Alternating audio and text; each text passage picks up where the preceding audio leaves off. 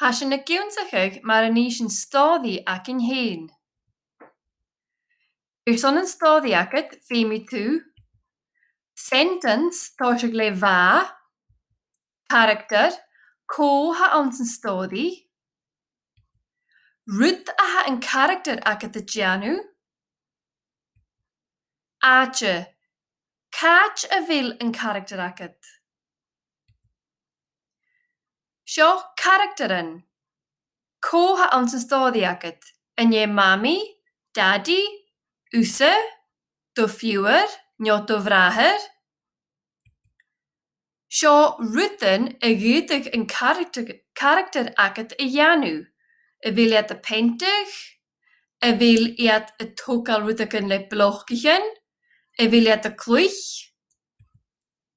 Ache. Catch y vil yn character ac het. Y vil het ek yn trai, onze vark, onze gulje, ek yn tui. Va, speech korak. Ko hans stoddi ac het. Smönig.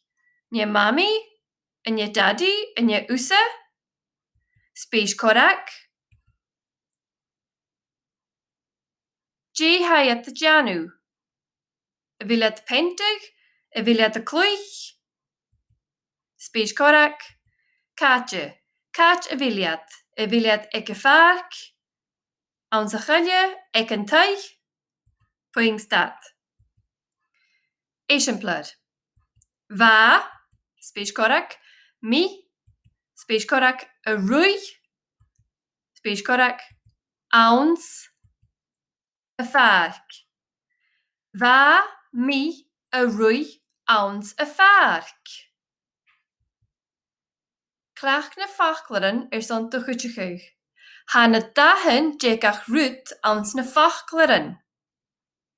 Bisje betasig le va, noor zijn fachkel oanje, noor zijn fachkel boeie, noor zijn gorm. Klas 1. Bi u a gra in sentence akket, agus a janu jalaf je in stodi. Ga visje beskrivig itjer.